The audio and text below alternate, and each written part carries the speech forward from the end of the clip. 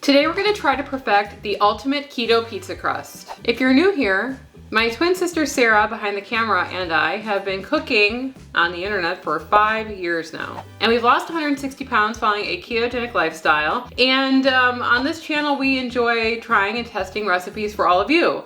And a very popular pizza crust in the keto / even the carnivore niche is a mezza. That is a pizza crust made out of meat. Some people make them out of chicken, some people make them out of Italian sausage, and you can actually buy a mezza pizza crust here in Chicago. A place called Luminati's sells a mezza pizza, and we enjoy it, but it's so thick and dense that we can only eat like one piece before we just stop eating altogether. And I personally enjoy a thinner crust. And so a couple months ago, Sarah and I tried a hack on this channel for shawarma. And in that video, they used parchment paper to cook meat. And I thought that might be a good way to get a good shape and a thinness for a thin mezza. And so we're gonna try that today. And the sponsor of today's video is Cowboy Colostrum. Sarah and I have been taking Cowboy Colostrum for about 2 months now, and we absolutely love it. You know that Sarah and I are interested in things that help support our gut health and our overall health. Cowboy Colostrum is a bovine colostrum supplement, and it's made here in the US using colostrum from American grass-fed cows. One thing that stood out to us is that it's first day whole colostrum. So it still contains the naturally occurring proteins and growth factors. And just to clarify, they only collect the surplus after calves have had what they need. It's not heavily processed or stripped down, and it's super easy to add it into your routine. You can mix a scoop into your coffee or into a smoothie. I'm just having it with a little bit of almond milk. Sarah has the vanilla and she's really loving it too, but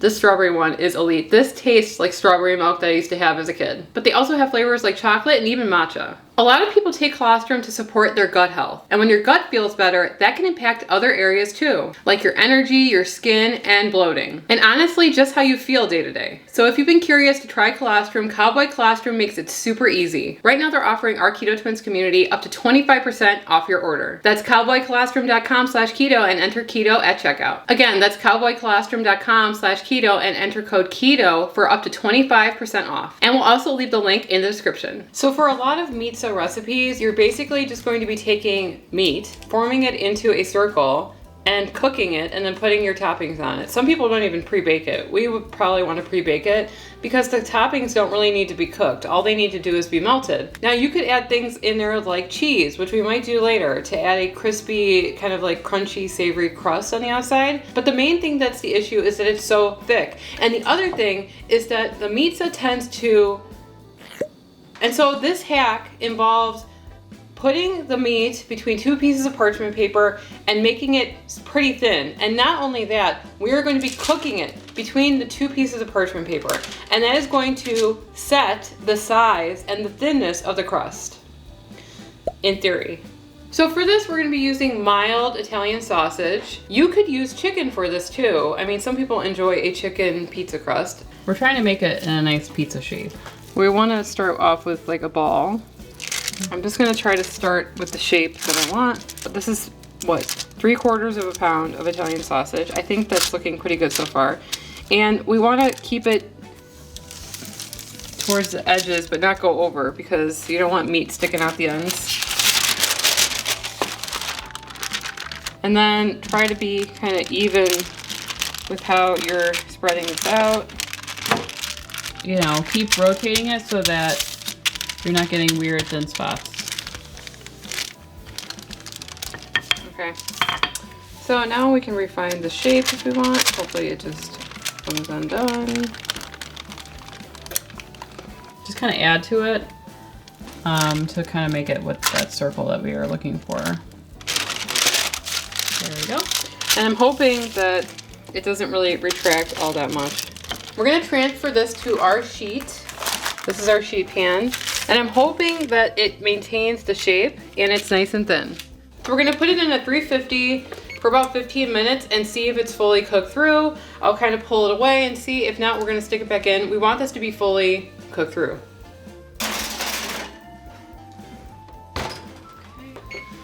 We will see you in 15 minutes.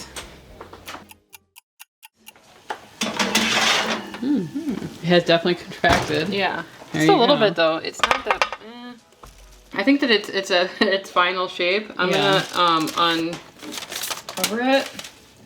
It did contract, but not that much, maybe half an inch.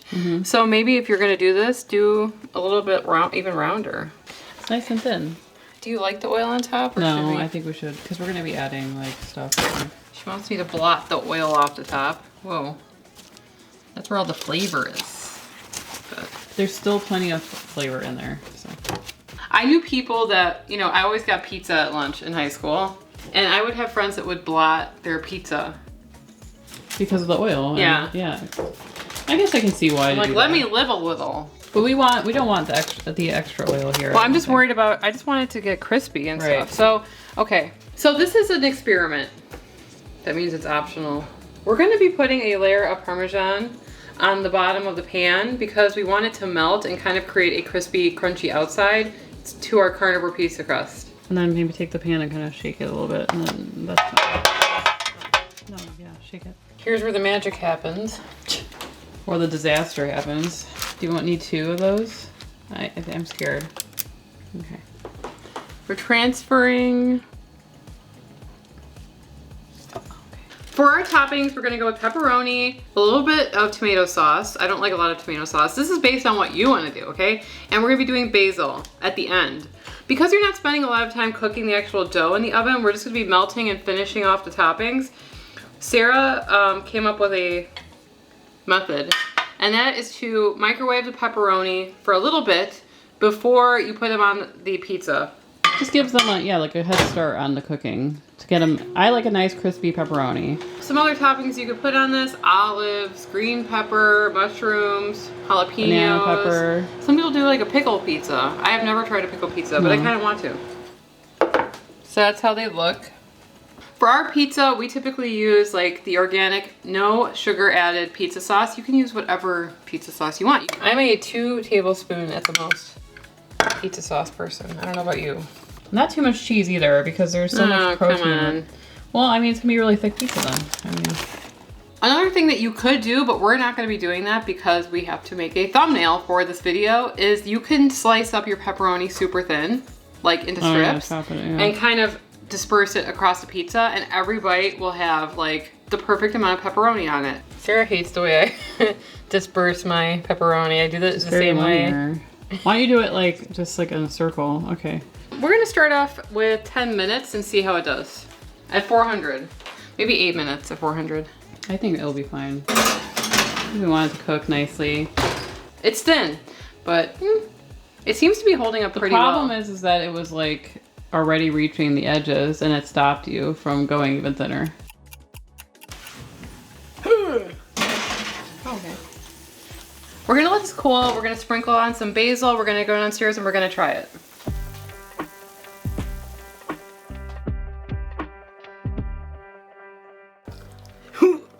No, it's supposed to be like a seesawing moment. A seesawing moment. Movement, whatever. What kind of seesaw is that? Stop. Okay, you bring it down every time. It's like this, you know? Here you go. Go ahead. How hard is that? Seesaw. I'm not learned. Thank you. Can we look at the underside maybe? Floppy. The underside is not crispy. The cheese was not worth it. I mean, we thought that it was worth it because it kind of stuck a little bit. Oh. Where's my napkin?